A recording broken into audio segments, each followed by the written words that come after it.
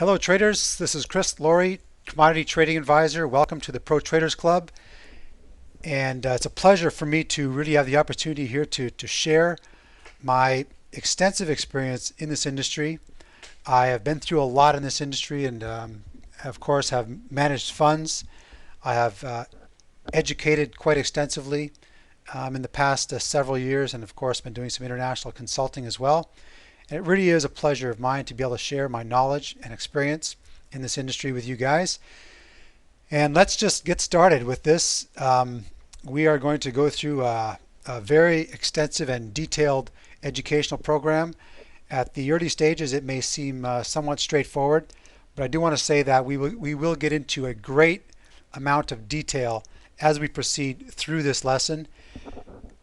And probably the first thing that I want to say to you folks is that the number one factor in being successful in not only trading foreign exchange but in any trading business is to understand the market, and to understand the market well. That will be your most effective tool when trading in the foreign exchange market, is just to understand the market. And so what we're going to do is, as we proceed through these slides and these lessons and the simulated trading scenarios, is I am going to offer a lot of information on simply to the point of helping you understand the market and some of the idiosyncrasies of the market. All right, and let's get started. Your work is you, and don't let you down. This is a business, and I expect you to treat it as a business. Do not be flippant about the business, and I encourage you to treat this as a serious business, because you could do very, very well in this business if you treat it properly. It is a generous market and a generous business, which I love, and do not let yourself down. We're going to start out with some basics in the foreign exchange market, some very basics, before we proceed into some of the more significant or impactful information. In the foreign exchange market, we have both the spot market and the cash market. The spot market, of course, is when we talk about the spot market or the spot price.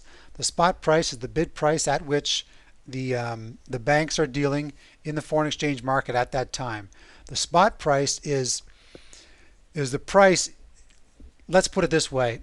When you go to, let's say, a bank and you want to exchange US dollars for some other currency, let's say Canadian dollars, and you have $100 and you want to exchange it for Canadian dollars, well, what's going to happen is there's going to be a exchange rate, and the exchange rate, there's going to be a spot price, and say the spot price is 1-to-1.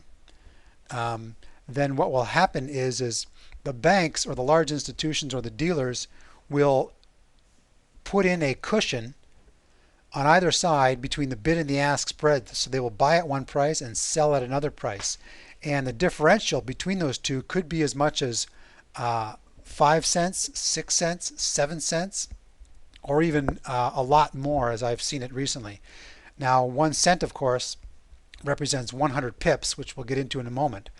But the spot market, when we trade in the interbank market, we actually trade on 3 100ths, 2 or 3 or 4 100ths of a cent in the spot market. And so that is where the interbank and the largest volume of transactions are taking place, and that is in the spot market. We also have, of course, the cash market, and the cash market can simply be viewed as cash transactions, cash transactions being dealt in and around spot price. And the cash market, of course, is simply if you have X amount of dollars, whether it's for you personally or for your business and so forth, and you want to actually make an exchange in cash for another currency that will be delivered to you. Okay, and there are some well over 4,500 world banks and financial institutions that are involved in daily transactions, and I want you to think about it this way. Think about, on a global level, all of the businesses that exist. all of the government entities and private enterprise, and of course personal consumption that exists on a global level um, in each region of the world. And each of these regions, of course, do business with not only interregionally, but with regions in other parts of the world. And so what it requires from them is often you'll have a large business as an example, and the business will need to make a transaction, whether it's with one of their subsidiaries or one of their a counterparty or a partner uh,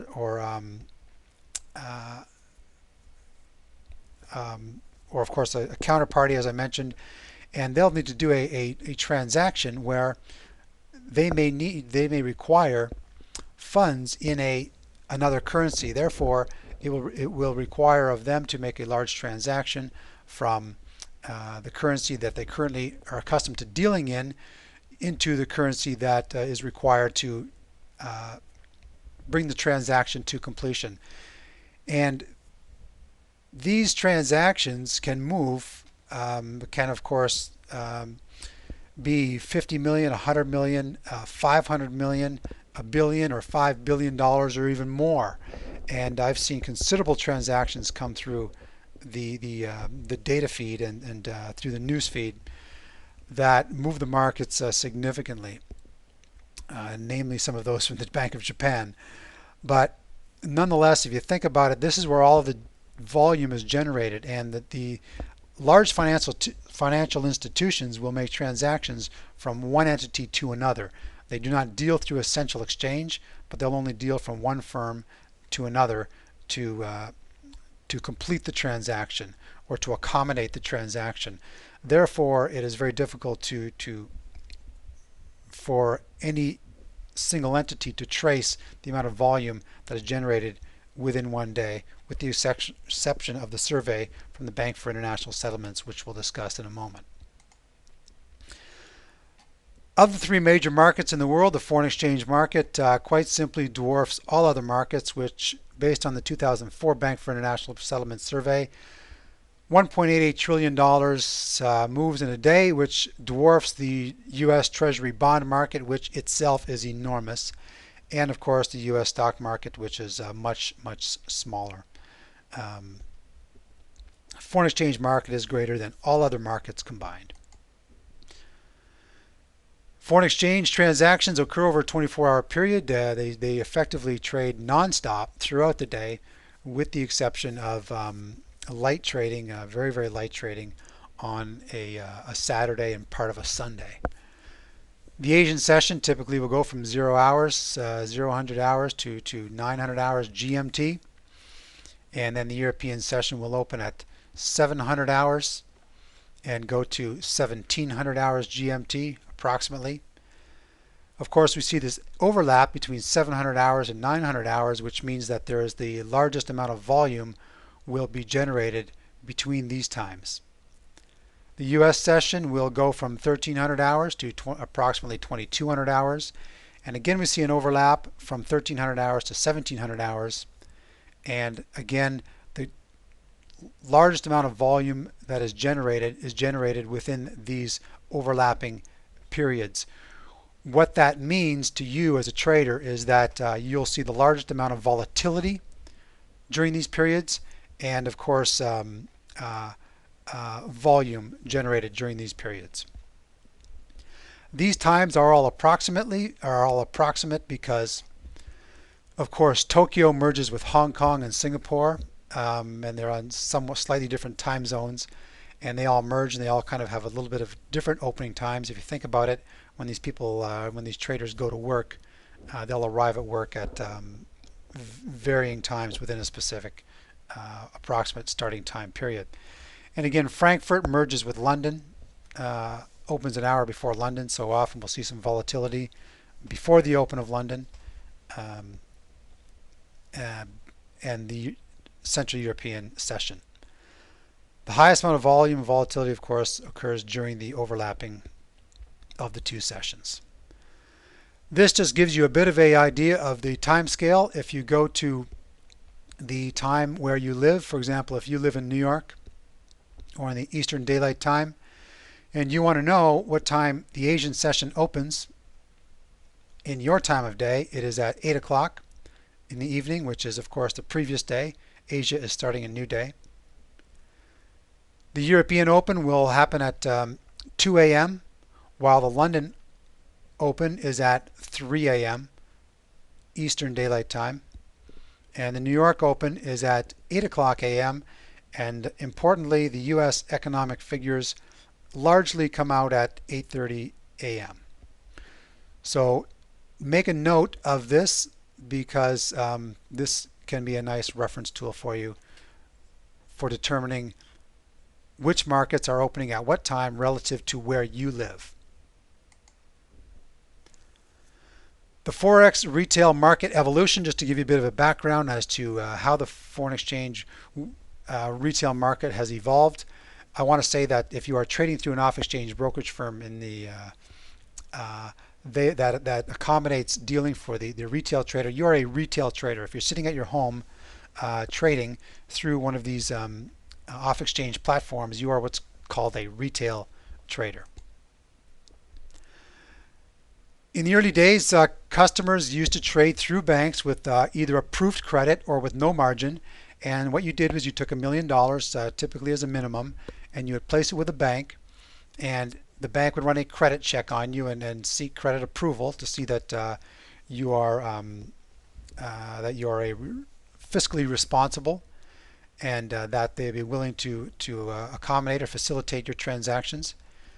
And they may or may not give you margin, but you can take that $1 million and you can trade it in the foreign exchange market, and they may or may not give you margin or leverage on your funds, and then you would typically deal by phone, and you would deal at a negotiated price. So you would agree on a dealing spread, and at that time, in the earlier stages, they didn't have live feeds like we do today. So therefore, you had to go based on a price quote given to you by the dealer, and the dealer may have you as a buyer on one end and a seller on the other end, and he may account or build in a considerable spread for themselves when making a deal with you at the quoted spot price.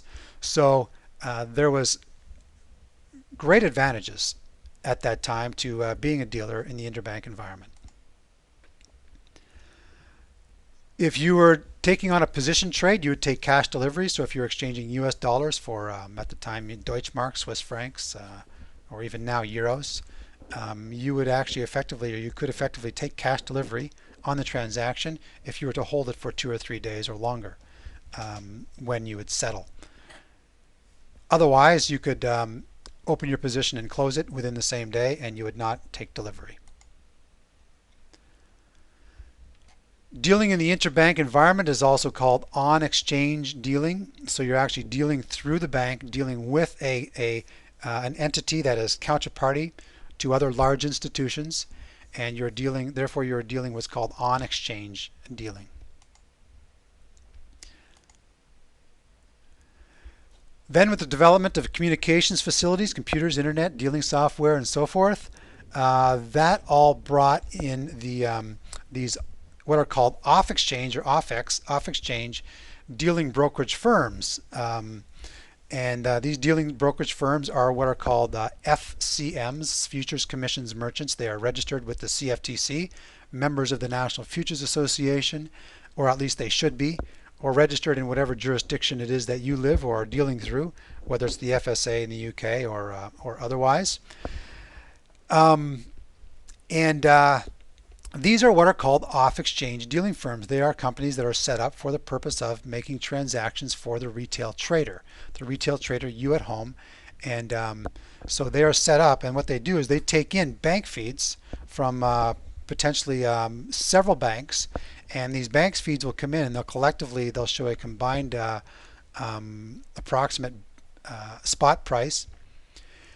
And then what the firms will do is they'll either use as close to or approximately that spot price and make their own accommodations for the price or adjust price accordingly based on what's happening within their client base or order flow base, or they will use the specific bank feed or multiple of bank feeds to determine the price at which they will offer to you, the retail trader. And that explains our off-exchange brokerage firms, which are called FCMs, Futures Commissions Merchants, registered with the CFTC and members of the National Futures Association. What these off-exchange brokerage firms did to make the off-exchange dealing attractive was they changed the margin requirements, and now you can get margin of 100 to 1 or just 1%, sorry, 100% margin or 100 to 1 leverage. And that 1% permits you to make a deal. You only have to put up only $1,000 is required to trade $100,000 in the foreign exchange market. And of course, you need $100,000 in the market in order to see any equity fluctuations in the account. The currency crosses, the four majors are effectively this: the euro, US dollar, pound dollar, dollar yen, and dollar Swiss franc. These are what are called the four majors. Now, when it's labeled like this, the euro, US dollar, the euro is the base currency and the US dollar is the cross currency. Okay? The British pound is the base currency, the US dollar is the cross currency. And you'll understand why this is important when we start to look at a chart to see what the reflection in price actually means. Here the US dollar is the base currency and the Japanese yen is the cross currency. Other instruments that you may be interested in trading are the dollar Canadian, the Aussie US dollar cross, and the New Zealand US dollar cross, as well as the Japanese yen accounts for the second largest amount of volume in the foreign exchange markets, and therefore some of the yen crosses can be good. The pound yen, euro yen crosses can also be good. Okay, euro yen, pound yen, and also the euro pound can be a good currency cross to trade. This chart here is just a reflection of the daily volume, and here we see during the Tokyo session the majority of the volume generated is in the dollar yen cross, secondly the euro dollar cross, and then the euro yen cross, thirdly euro yen cross, and then some of the others. During the London, European, and New York sessions, we see primarily the euro US dollar accounts for the majority of the transactions, the pound dollar, and then of course the dollar yen crosses, and then some of the smaller currencies, dollar franc, dollar Canadian, Aussie dollar, euro yen, and some of the others. And I'm just throwing these out just so that you can become familiar with just some of the terminology and some of the crosses that generate the larger volume. Are you a trader or an investor? Are you a consumer or a speculator? If you're a consumer, the way a consumer would trade is, let's say, for example, I have a portfolio of $1 million, and I have $1 million, and they're all in U.S. funds. Well, that would not be a wise or a prudent consumer decision, or a prudent consumer distribution of my portfolio, because I am exposed to major fluctuations in only the US dollar. And therefore, if the US dollar loses ground considerably against other major currencies, and I end up traveling or doing transactions in these other currencies, then I am exposed to considerable loss. Whether my investment is in US dollars, my house is in US dollars, or any other assets that I own are in US dollars, it's important to be diversified. You are a consumer making transactions in US dollars and holding US dollars, and therefore you are what's called a consumer. You can also be a speculator. A speculator is one whom, like ourselves, if we are trading in the intraday or medium-term or long-term foreign exchange markets, we can speculate on currency moves based on decisions that we've made, further based on our understanding of the technicals and the fundamentals of the overall the global markets, geopolitical environment, and our analysis, fundamental and technical analysis. Therefore, we speculate and we make decisions and transactions based on our understanding that price could move from point A to point B, and therefore we would realize a profit from it, making us a speculator. So the difference between a consumer and a speculator, and you need to decide what you are and how to position your transactions accordingly based on these two categories. The consumer trader, of course, takes ownership or has ownership, and they also take delivery on the currency. So if I took 30% of my US dollars and I decided to move them into Japanese yen or euros, then I would take delivery on that currency and actually hold it in cash in an account in some instrument of some sort. If you're a speculator trader, you're just typically are individuals. They can be banks, and they can be dealt in cash or derivative instruments, options, swaps, forwards, futures contracts, etc. The largest speculators are corporations, hedge funds, and commercial transactions. CTAs are speculators, like myself. I'm a speculator, and our managed funds are done on speculation, with the hope of realizing a profit. It is foreign exchange market is a zero-sum game.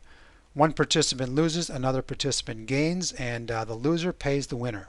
Therefore, since we are dealing against a large number of very smart people and very well educated people and people who understand the market, it is important that we ourselves should understand the market, and particularly from a technical level, which is where we're going to focus. However, we are going to also discuss the importance of the fundamentals and understanding the fundamentals in this market. A Forex broker, a brokerage agreement, when you open up an account, let me first give you an understanding of this. A foreign exchange broker is again these off-exchange firms that we deal through. You will enter into a brokerage agreement, and there will be a sizable risk disclosure document, and as well you'll be required to submit personal information based on if you're a U.S. citizen, based on the Patriot Act, or if you're live in some other jurisdiction, then of course there are some Patriot Act principles that will also be implemented into what is required for you to disclose when you decide to open up an account.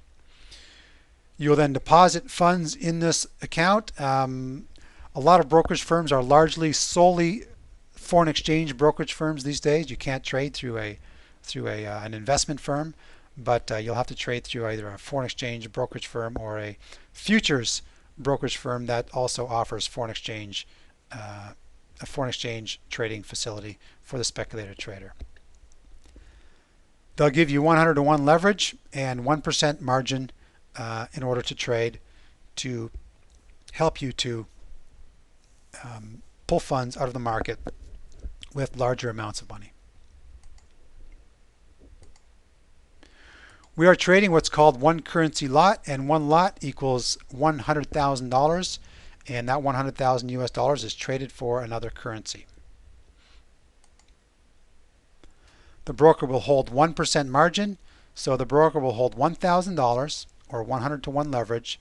They'll hold $1,000 while you have $100,000 working in the market for you.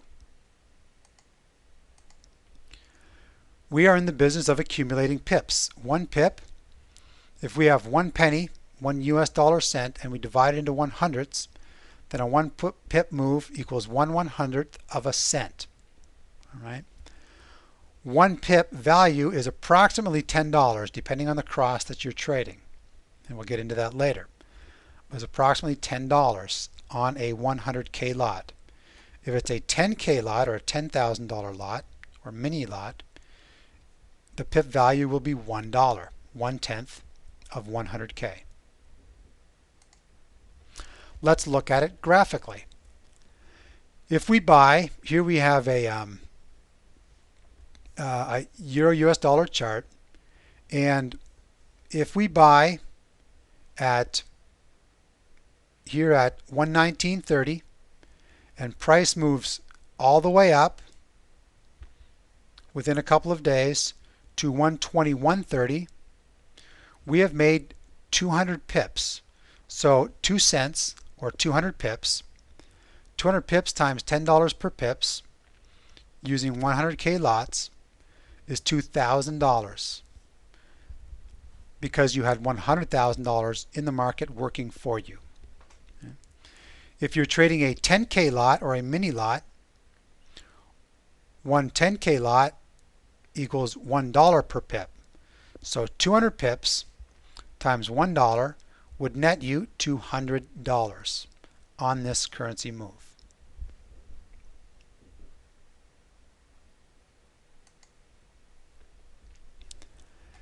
In the foreign exchange market, we can equally go short. We're simply buying one currency or selling another, or selling one currency and buying another.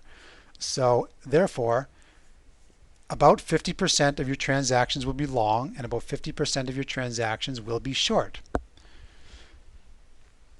Now, if we trade or if we sell short at 1.2400 on this euro-US dollar cross, we sell short at 1.2400 and price falls down to 1.2300, price has moved 100 pips or 1 cent.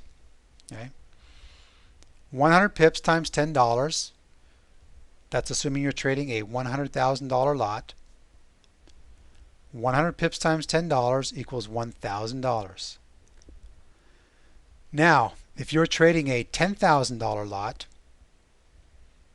then 1 pip equals $1. So 100 pips times $1 equals $100. This would be a $10,000 lot, is also called a mini lot. And therefore, $1 per pip times 100 pips equals $100.